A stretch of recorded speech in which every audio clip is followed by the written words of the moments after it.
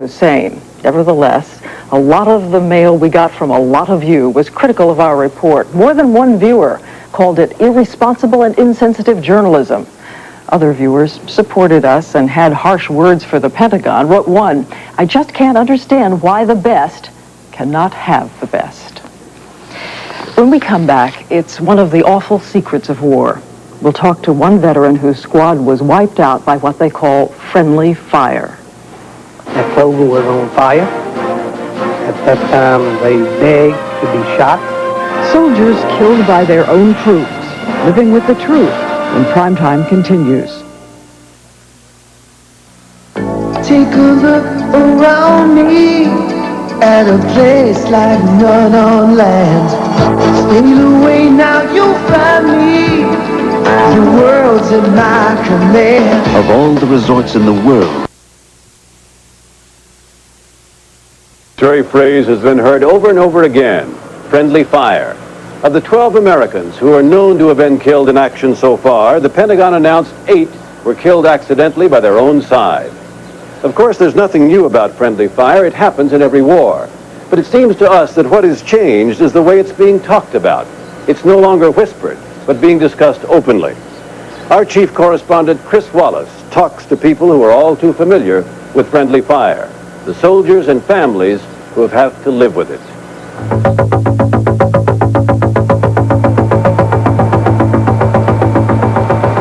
Deon Stevenson came home last night, home to Salt Lake City. A 22-year-old Marine private, a possible victim of friendly fire.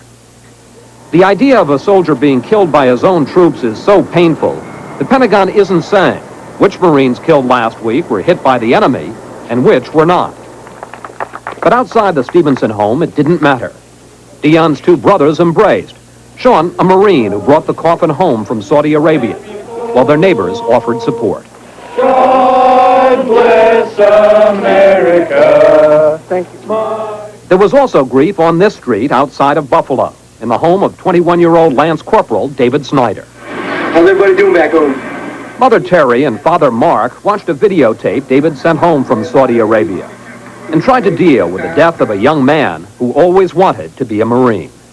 He always loved the war movies. He would watch, John Wayne, and I always told him, those are great movies, but, you have to think of the guys that don't finish the end of the movie, Does it make it even harder to understand the fact that he was killed not by the enemy, but by his own? Oh, of course it's difficult. I'll never accept the fact that, the possibility that one of the good guys, the guys in the white hats, took my baby away.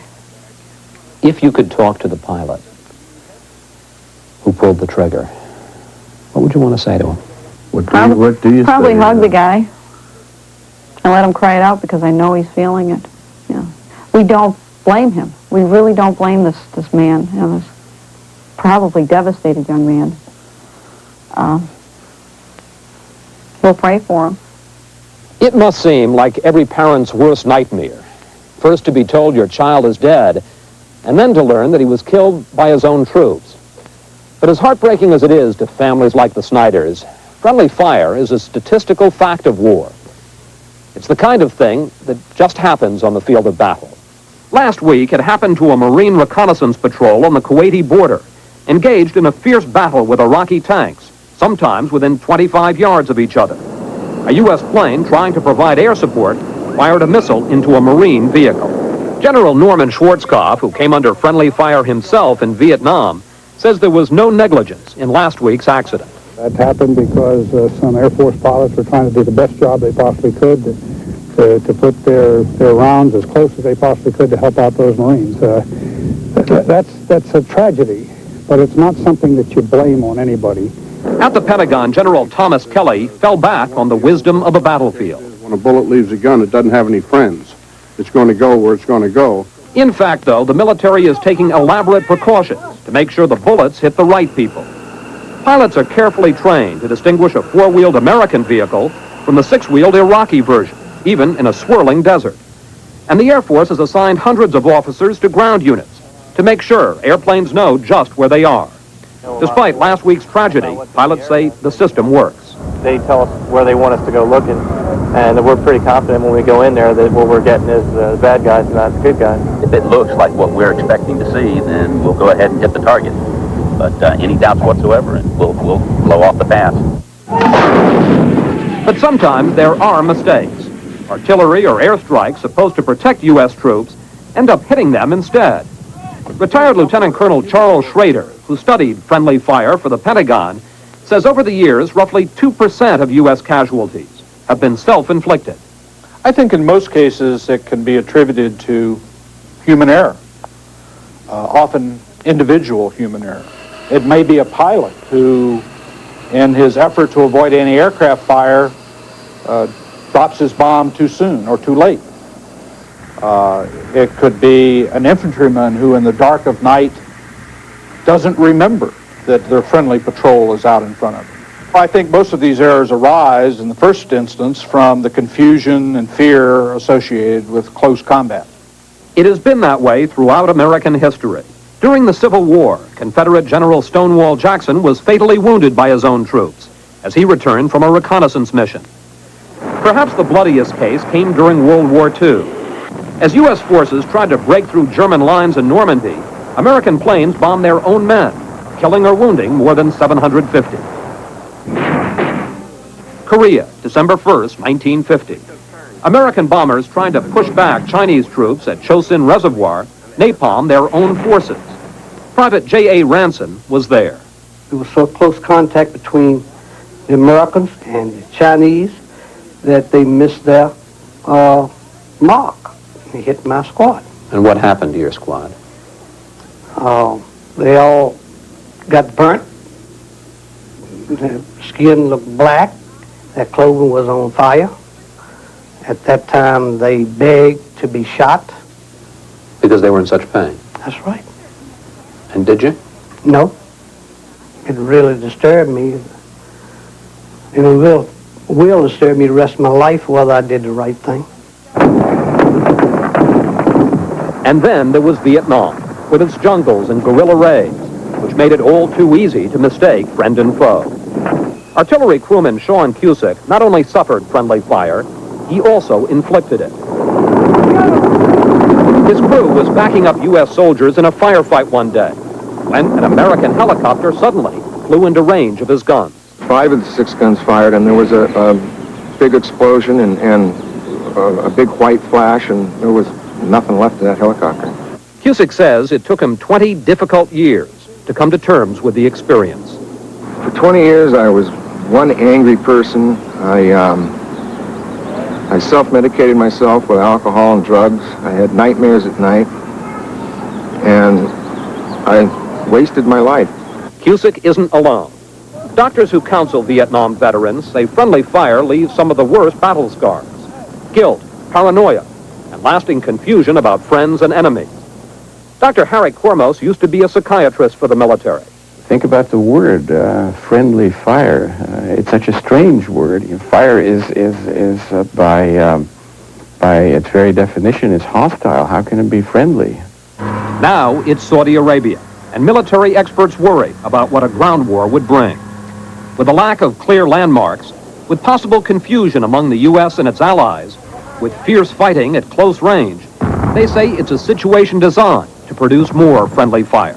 The way this conflict is shaping up, you're going to have perhaps very confused, very heavy action at night involving large numbers of armored vehicles, and it's going to be very difficult to separate the friendly troops from the enemy troops.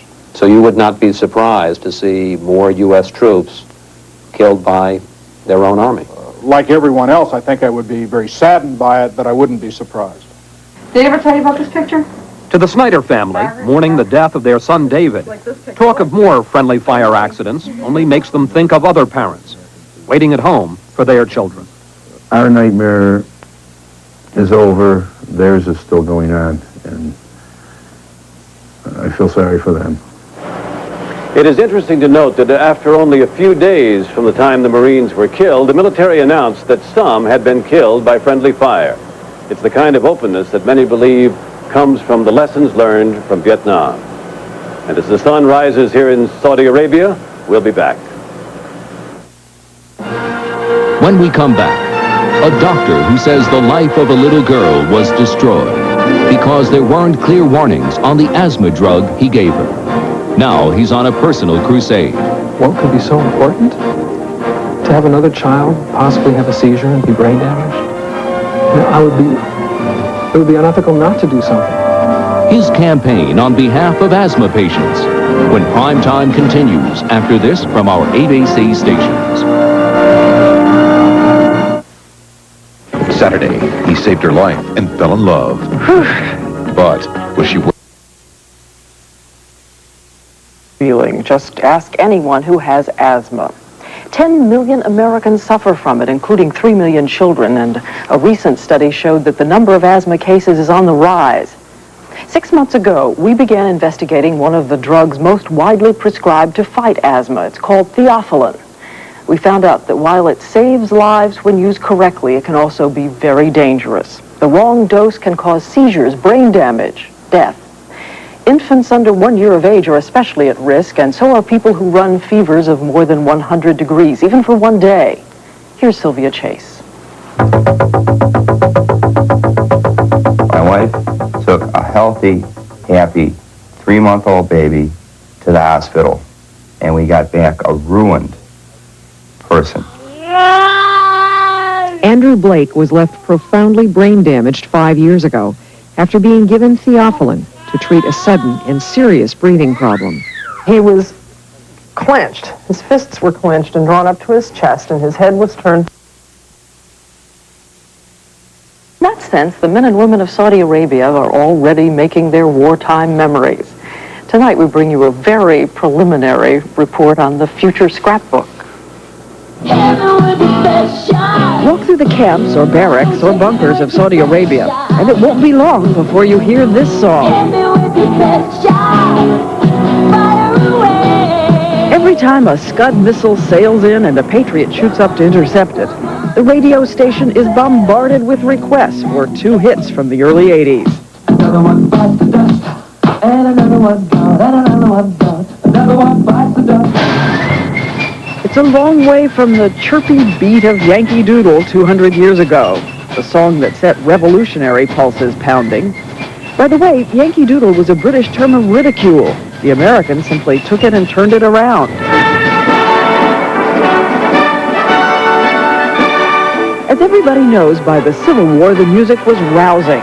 The battle hymn for the North, and Dixie for the South. But the closest thing anyone had to a pin-up was a picture of the commander. Lincoln and Lee were the chaste favorites.